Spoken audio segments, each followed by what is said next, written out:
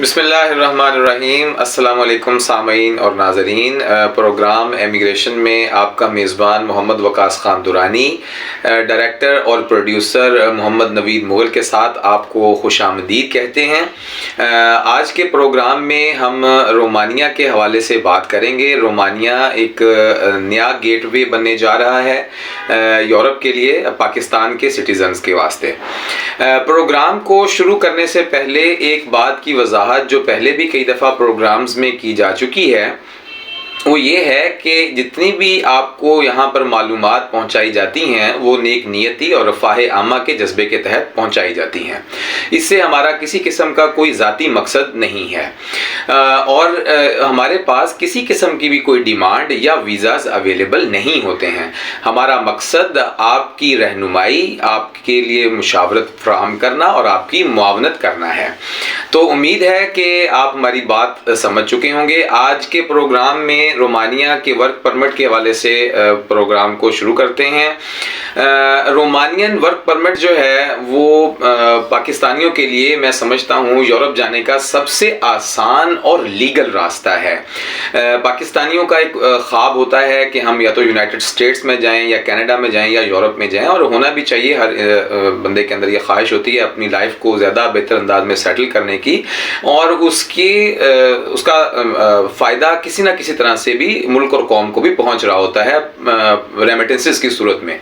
और जाहिर बात है, जब एक यहाँ से पाकिस्तानी मैन पावर जो है बाहर जाएगी तो पाकिस्तान के ऊपर भी प्रेशर जो है वो कम होगा। रोमानिया यूरोप की 7वीं या 8वीं बड़ी इकोनॉमिक पावर बन चुका है और मैन पावर के हवाले से एक हब है कि वहाँ पे पाकिस्तानी मैन पावर जो है वो एडजस्ट होती है। पाकिस्तान के अलावा इंडिया से, नेपाल से, बांग्लादेश से भी काफ़ी मैन पावर जो है वो रोमानिया जाती है अपने रोज़गार के सिलसिले के हवाले से। तो 2022 में 44,000 वर्क परमिट्स को इशू करने का इरादा किया था रोमानियन अथॉरिटीज़ में, जिसमें पाकिस्तान के लिए भी कोटा फिक्स किया गया था। इसी तरह 2023 में भी उन्होंने एक हैंडसम नंबर्स में पाकिस्तानियों के लिए कोटा जो है वो रिज़र्व रखा हुआ है। तो मेरी आपसे ये इल्तिजा होगी, गुजारिश होगी कि अगर आप यूरोप जाने का ख्वाब रखते हैं तो काइंडली कोई इलीगल रास्ता इख्तियार मत कीजिए। आप प्लीज़ डंकी लगाकर मत जाइए, या इसके अलावा जितने भी कोई गलत किस्म के इल्लीगल और ह्यूमन ट्रैफिकिंग के रास्ते इख्तियार किए जाते हैं उसको मत इख्तियार कीजिए। इससे न सिर्फ आपकी अपनी ज़िंदगी ख़तरे पर है और दाव पर है, बल्कि आपके पीछे जो अजीज़ हैं और वालिदैन हैं उनके लिए भी परेशानी का बायस है। इसके साथ साथ मुल्क और कौम के लिए भी शर्मिंदगी का बायस है। तो सामीन और नाजरीन, रोमानियन वर्क परमिट हासिल करना बहुत ज़्यादा आसान है। लीगली वे में अगर मैं आपको बताऊं तो आपको जस्ट करना ये है कि हमारी ब्यूरो की वेबसाइट पे जाइए www.beoe.gov.pk।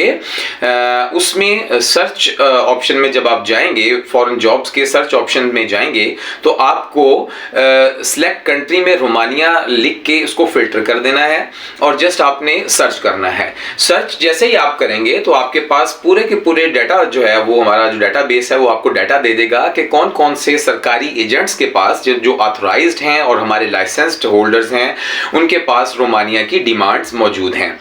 आपको जस्ट देखना है कि कौन सी डिमांड में से कौन सी कैटेगरी में आप फॉल करते हैं या किस कैटेगरी के हवाले से आपके पास स्किल्स मौजूद हैं, और उसकी जो सैलरी बताई गई है वो आपको आपके बारे में आती है, वो आपको डाइजेस्टेबल है। तो जस्ट आप उसकी डिटेल्स लीजिए। उसके बाद आपने उस फॉरेन एम्प्लॉयर को कांटेक्ट करना है कि क्या डिमांड अभी भी उसके पास अवेलेबल है कि मैच्योर हो चुकी है। और अगर उसके पास डिमांड अवेलेबल है तो आपको जो चीज़ें दरकार हैं वो मैं आपको बता देता हूँ। 2 तस्वीरें पासपोर्ट साइज आपने उनको देनी है। उसके साथ आपका मेडिकली फिट होना ज़रूरी है। आप खुद किसी भी मेडिकल सर्टिफिकेट, मेडिकल लैब से अपना सर्टिफिकेट हासिल कर सकते हैं। उसके साथ आपको PCC चाहिए, पुलिस करैक्टर सर्टिफिकेट। जिस ज़िले के आप रिहायशी हैं उस ज़िला से आपको पुलिस करैक्टर सर्टिफिकेट मिलेगा। चौथी चीज़, आपको अपना पासपोर्ट लेकर जाना है जिसकी वैलिडिटी जो है वो कम से कम 3 महीने रह चुकी है, 3 महीने की हो। ज़्यादा तो अच्छी बात है, लेकिन कम से कम जो है वो 3 महीने की वैलिडिटी हो, ताकि आपका प्रोसेस जो है वो आसानी से हो सके। ये चीज़ें आप लेकर हमारे सरकारी एजेंट जिसके पास वो डिमांड मौजूद होगी, जिसको आपने स्क्रूटनाइज किया है, उसके पास आप चले जाएंगे। आपका काम प्रोसेस में डाल दिया जाएगा और जैसे ही फॉरेन एम्प्लॉयर जो है वो आपको इंटरव्यू के लिए कॉल करेगा, तो मोस्ट प्रोबेबली जूम पर या स्काइप पर इंटरव्यूज़ हो जाते होते हैं। अगर कोई टेक्निकल काम रिक्वायर्ड होगा तो उसके लिए या तो वीडियो बना के आपकी भिजवा दी जाएगी, या फिर जो है वो किसी टेक्निकल ट्रेड सेंटर में आपको इसके लिए बुलाया जाएगा। आपकी जैसे ही सिलेक्शन हो जाती है तो उसके बाद आपके वर्क परमिट की तैयारी होगी। फाइल आपका एजेंट जो है वर्क परमिट के लिए भिजवा देगा और रोमानिया के IGI डिपार्टमेंट यानी इंस्पेक्टरेट जनरल ऑफ इमिग्रेशन की तरफ आपकी फाइल मूव कर दी जाएगी। बहुत जल्द 30 से 45 दिन के अंदर आपका वर्क परमिट निकल आएगा। ये वर्क परमिट 60 डेज के लिए वैलिड होता है, यानी इन 60 डेज के अंदर आपके एजेंट को आपके लिए वीज़े की प्रोसेसिंग करनी है। तो जैसे ही आपका वर्क परमिट आपको मौसूल होगा, यानी आपके एजेंट को मौसूल होगा, जो सरकारी एजेंट है, मैं बार बार इस चीज़ पर फोकस कर रहा हूँ कि जिस एजेंट के थ्रू आप अपना प्रोसेस करवा रहे हैं वो सरकारी हमारा एजेंट होना चाहिए। उसकी तफसीलात ब्यूरो की वेबसाइट पर मौजूद होनी चाहिए। और आपसे गुजारिश ये भी है कि किसी तरह से भी किसी किस्म के सब एजेंट के थ्रू आप अपने काम को प्रोसेस मत करवाइए। ये ना सिर्फ इलीगल है बल्कि आपके लिए भी खतरनाक भी साबित हो सकता है और खुदा न खास्ता मुहलिक भी साबित हो सकता है। तो खुदा के लिए आप किसी सब एजेंट की रहनुमाई मत लीजिए। आप हमारे ऑथराइज सरकारी एजेंट के पास ही जाइए, जो कि आपको बेहतर अंदाज में रहनुमाई भी कर सकता है और खुदा न खास्ता किसी मसले की सूरत में मेरा इदारा आपकी चाराजोई भी करने का कर सकता है आसानी के साथ। तो जब आपका वर्क परमिट जो आ चुका था उसके 60 डेज के अंदर अंदर आपका एजेंट जो है वो आपकी प्रोसेसिंग के लिए फाइल तैयार कर देगा और एम्बेसी में अपॉइंटमेंट के लिए एप्लीकेशन डाल देगा। आपकी एप्लीकेशन जैसे ही एम्बेसी को मौसूल होगी तो आपको अपॉइंटमेंट की कंफर्मेशन कर दी जाएगी कि आपकी अपॉइंटमेंट इस डेट को है। रोमानिया एम्बेसी में कौंसलर के सामने इंटरव्यू के अपीयर होने से पहले कुछ चीज़ों का आप ख्याल रख लीजिए। एक तो ये कि आपको आप जिस वर्क पे जा रहे हैं, जिस वर्क परमिट पे जा रहे हैं, उसका पूरी तरह से आपको यादा हो, पता हो कि मैं इस काम पे जा रहा हूँ और उसकी इतनी सैलरी मुझे जो है वो मिलेगी, और जो भी आपके ज़िम्मे ड्यूटीज़ लगाई गई हैं उसका आपको अच्छी तरह से नो हाउ होनी चाहिए।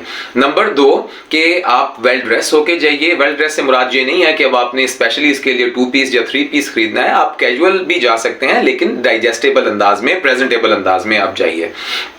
तीसरी चीज़, आप कॉन्फिडेंट रहिए, आपको थोड़ी बहुत इंग्लिश आनी चाहिए।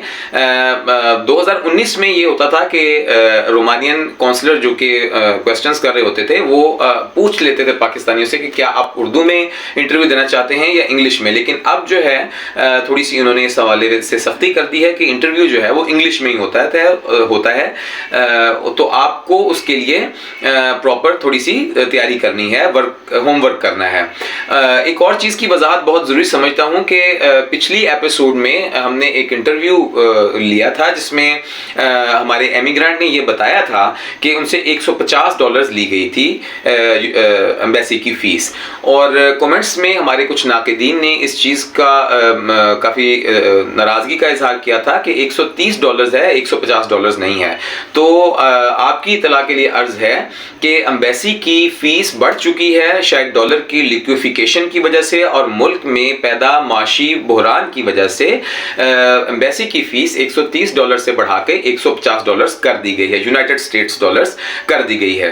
तो अगर कोई शख्स इसको कंफर्म करना चाहता है तो वो एम्बेसी की, रोमानियन एम्बेसी की पाकिस्तान में जो उनकी एम्बेसी है F8 इस्लामाबाद में, वहाँ से भी कंफर्म कर सकता है। उसके अलावा वो रोमानियन एम्बेसी की वेबसाइट से भी इस चीज़ को कंफर्म कर सकता है। तो आपको जस्ट वहाँ पे कॉन्फिडेंट रहना है, प्रेजेंटेबल रहना है, और जिस काम के लिए आप जा रहे हैं उसके ऊपर ही आपको फोकस रखना है। सबसे अहम बात जो काउंसलर आपसे पूछता है और जिसके ऊपर वो बहुत रिजर्व होता है वो ये है कि क्या आप रोमानिया पहुंचने के बाद किसी नेबरिंग कंट्री में, साथ वाले कंट्री में स्लिप या स्किप तो नहीं करेंगे, क्योंकि रोमानिया अभी शेंजन कंट्री नहीं हुआ है, जबकि उसके नेबरिंग में सारे कंट्रीज जो हैं वो ऑलमोस्ट शेंजन एरा में आते हैं। और पाकिस्तानियों की ख्वाहिश होती है कि हम यूरोप में अगर जाएं भी तो शेंजन कंट्री में जाएं। तो आपने इस चीज़ को बराबर कराना है कि आप शेंजन कंट्री में स्किप या स्लिप नहीं करेंगे और कोई इलीगल एक्टिविटी में इन्वॉल्व नहीं होंगे, क्योंकि इससे मैंने फिर दोबारा ये बात कहूंगा कि इससे ना सिर्फ आप खुद को अपने मसाइल में डालेंगे बल्कि अपनी फैमिली को भी मसाइल में डालेंगे और लामहला पाकिस्तान के लिए भी आप बदनामी का बायस बनेंगे। अलबत्ता ये मैं साथ बताता चलूं कि ज़्यादा परेशान होने की ज़रूरत नहीं है। रोमानिया भी शेंजन होने वाला है इस साल जनवरी 2023 में। It was about to be in the Schengen era, लेकिन कुछ वजूहात की बिना पे शेंजन में इसको ऐड नहीं किया गया। तो मोस्ट प्रोबेबली जून 2023 में, और अगर जून 2023 में पॉसिबल ना हुआ तो जनवरी 2024 में रोमानिया शेंजन एरा में शामिल हो जाएगा। तो इसलिए आपको कोई इलीगल रास्ता इख्तियार करने की जरूरत नहीं है। आप जिस फॉरेन एम्प्लॉयर के पास गए हैं आप उसी के पास जाकर काम करिए। एक और मैं बात बता दूं, जो कि रोमानियन एम्प्लॉयर के पास आप जैसे ही जाते हैं तो उसकी खुद कोशिश होती है कि आपका टीआरसी बन जाए, यानी टेम्परेरी रेजिडेंस कार्ड बन जाए। अगर सऊदीया के हवाले से आप चीज़ को समझ सकते हैं तो मैं उसको बोलूँगा कि इकामा आपका एज सुन एज पॉसिबल बन जाए, ताकि आप लीगली वहाँ पे रोमानिया में काम कर सकें और लीगली जो है आप वहाँ पे अपना इंजॉय अगर करना चाहते हैं तो आप इंजॉय भी कर सकते हैं, सैर व तफरी करना चाहते हैं तो फ्रीली आप वहाँ पे सैर व तफरी कर सकते हैं। एक और बात कि 2023 के जनवरी में, 1 जनवरी 2023 में रोमानिया ने लेबर कॉस्ट रेट्स जो हैं वो बढ़ा दिए हैं। यानी सबसे मिनिमम वेज जो लेबर की थी वो पहले 2550 लियू थी, जिसको बढ़ाकर 1 जनवरी 2023 में 3000 लियू कर दिया गया है। यानी कि पर आवर के हिसाब से अगर मैं बात करूं तो पहले 15 लियू पर आवर के हिसाब से लेबर को, जो बिल्कुल अनस्किल्ड लेबर होती है और जनरल लेबर होती है, उसको पेमेंट दी जाती थी, उसको बढ़ा के उन्होंने 18 लियू पर आवर कर दिया है। और आपको 48 आवर्स जो है वो काम करने हैं। 8 घंटे का मतलब यानी पर डे 8 आवर्स जो है वो आपको काम करना है, और 8 घंटे का मतलब 8 घंटे ही है।